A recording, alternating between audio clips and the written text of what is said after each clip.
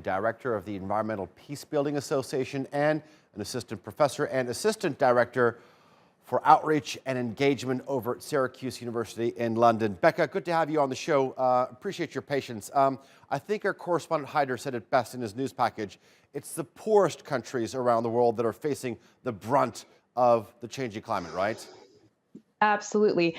The reality is that the average Kenyan emits not even a third of a ton of carbon dioxide a year. The average American, 16 tons.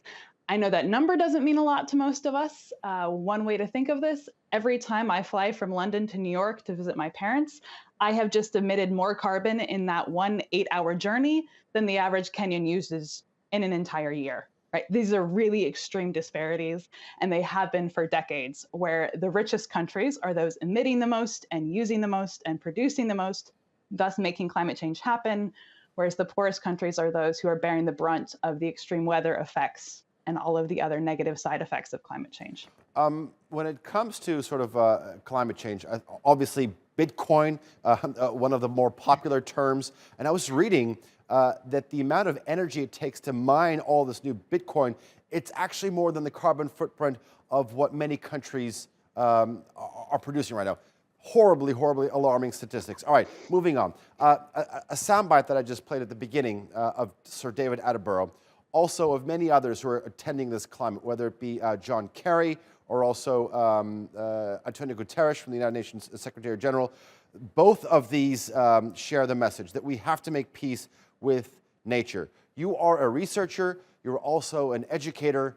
Where do we start? Where do we start, indeed? And I think a lot of it is around education and getting people into green spaces and realizing how connected we are. I think COVID has actually, in some ways, done a really good job of reminding us just how interconnected the planet is. We've seen some of the really scary side effects of that with this pandemic. But the reality is there's also a lot of hope in terms of understanding just how much our impacts do affect people around the world. So a lot of what groups in Kenya and around the world are doing are environmental education campaigns, right? What Kenya is asking for in terms of the money is very much being met by Kenyan activists and environmental educators who are working with their own children to get out and do tree planting campaigns, as well as asking countries around the world and populations around the world to learn as well. You know, Kenya is asking for $62 billion. For some, that's a huge amount of money. Kenya is just one country. There are 50, perhaps 60, perhaps more countries that are in the position of Kenya. So education is extremely important. I mean, we've seen in the last few years lots of initiatives being launched to help in curbing climate change. I'm wondering if you could talk to us about how important it is for all of us to become environmentally literate. I think it's incredibly important, and in particular, I think it's necessary for us to become legally literate about environmental responsibilities and understand where this request from Kenya is coming from.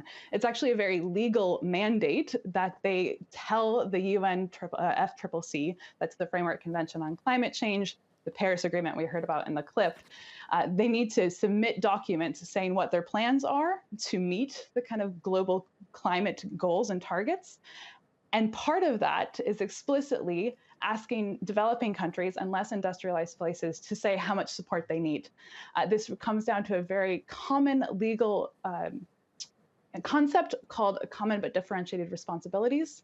It's built in from the very beginning of environmental law, which is acknowledging that the countries that have created the most climate change, right, are those who need to be paying for it. We see this concept all the time in daily lives, right? Think of traffic accidents. Right? The person who causes the accident is the one who is legally and financially responsible and liable for that.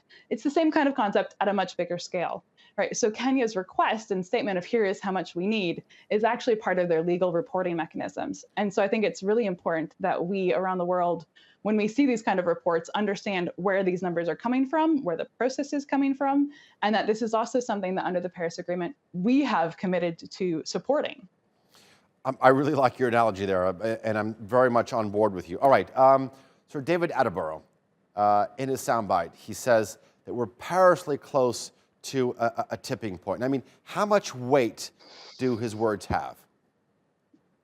they need to have all the weight in the world because it's the world that is at stake, quite literally. And there's a lot of debate in environmental education circles over the best way to reach people, right, in terms of kind of crisis mongering and claiming the fear and trying to emphasize just how critical this is versus all of the reasons we have for hope and, kind of a lot of there are and bright spots in the world of conservation and climate action, but we have to take this seriously and we have to understand that Sir Enver is truly not exaggerating when he says we are really, really close. And if we do not get a grip on this, in particular, the fact that we're continuing to industrialize while we're pulling back from financing and mitigation, we're going to send ourselves into a spiral if we're not really careful. And COVID, unfortunately, has exacerbated both the disparities in health, gender, and environmental outcomes around the world, but also kind of distracted finance and funding from some of these longer term solutions that we have to put in now, because post pandemic,